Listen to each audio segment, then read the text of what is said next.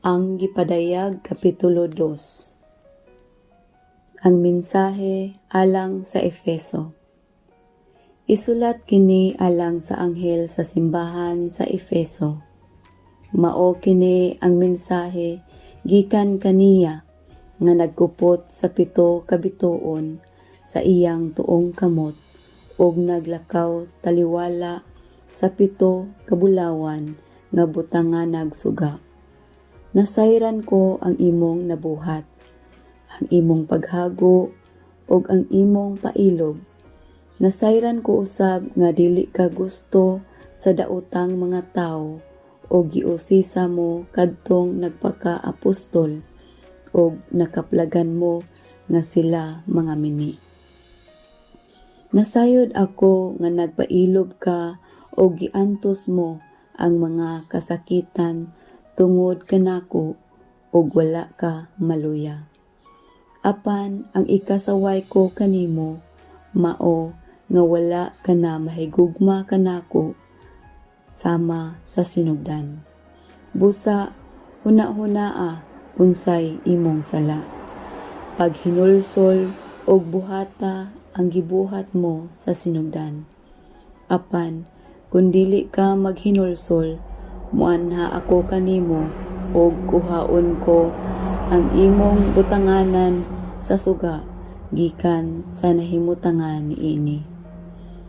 Hinuon ang nakaayo kanimo mao nga gikasilagan mo ang gibuhat sa mga Nikolaita sama sa akong pagkasilag niini.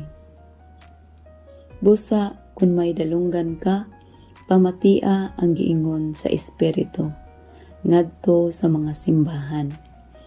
Kadtong mudaog hatagan ko sa katungod sa pagkaon sa bunga sa kahoy nga naghatag og kinabuhi nga anaa sa tanaman sa Dios.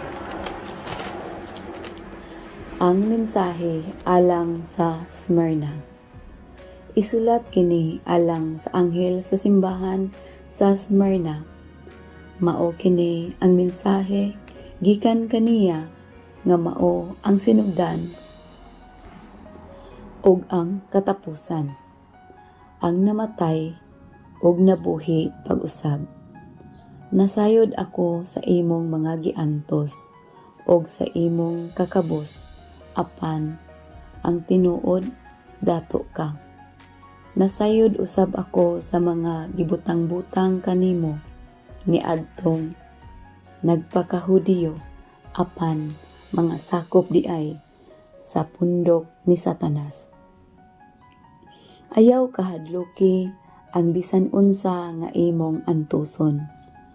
Bilangguon sa yawa ang pipila kaninyo aron sa pagsulay kaninyo og mulungtad sa napulo kaadlaw ang imong kasakitan.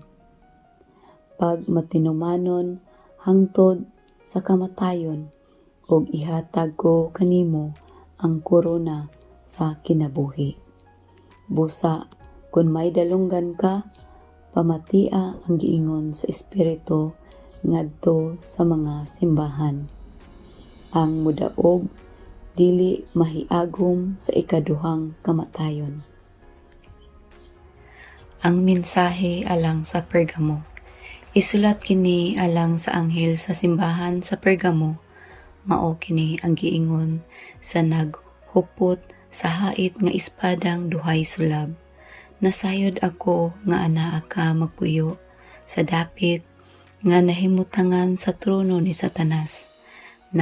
Maminatud-on ka kanako og nagpadayon pagtuo kanako bisan sa panahon nga si Antipas ang buutan kong saksi gipatay sa dapit nga gipuy-an ni Satanas. Apan ani ay pipila ka butang nga ikasaway ko kanimo. Ana ay pipila diha kanimo nga misagop sa pagtulon-an ni Balaam nga nagtudlo kang Balak pagtintal sa katawhan sa Israel aron makasala, binaagi sa pagkaon sa hinalad ngadto sa mga Dios og pinaagi sa pagpakighilawas. May pipila usab diha kanimo nga nagsunod sa pagtulun-an sa mga Nicolaita. Busa paghinulsol sa imong mga sala, kung dili ka maghinulsol, muanha ako kanimo sa labing madali ug makig-away ako kanila ginamit ang espada nga gikan sa akong baba. Busa kung may dalunggan ka, pamatia ang giingon sa espiritu ngadto sa mga simbahan. Alang ni adtong mudaog, ihatag ko ang pipila sa mga tinago nga mana. Hatagan ko usab ang tagsa-tagsa kanila og puting bato, diin gisulat ang bag-ong ngalan nga dili mabasa ni bisan kinsa gawas sa makadawat niini. Ang mensahe alang sa Tiyatira. Isulat kini alang sa anghel sa simbahan sa Tiyatira. Mao kini ang giingon sa anak sa Dios, kansang mga mata daw nagdilaab nga kalayo og kang kinsang mga tiil ingon sa pinasinaw nga bronse. Nasayod ako sa imong binuhatan, sa imong gugma, sa imong pagka matinumanon, sa imong pag-alagad ug sa imong pagpailog. Nasayod usab ako nga labaw pa ang imong gibuhat karon kaysa kaniadto. Apan ang ikasaway ko kanimo mao nga wala mo badlunga ang babay nga si Jezebel nga nagpakapropeta sa Dios nga nagtudlo og nagtukmod sa akong mga sulugoon aron sa pagbuhat og sa lawayon nga pagpakighilawas og pagkaon sa hinalad ngadto sa mga Dios. Gihatagan ko siyag panahon sa paghinulsol, apan wala siya maghinulsol sa iyang immoralidad. Busa ibunda ko siya sa higdaanan, diin siya og kadtong nanapaw uban kaniya magantos pag-ayo sa kasakitan. Buhaton ko gayod kini gawas kung sila maghinulsol sa dautan nilang binuhatan. Patyon ko ang iyang mga anak ug unya ang tanang simbahan makaila nga ako mao ang nasayod sa hunahuna ug sa kasing-kasing sa tao. Gantihan ko ang matag usa kaninyo sumala sa inyong binuhatan.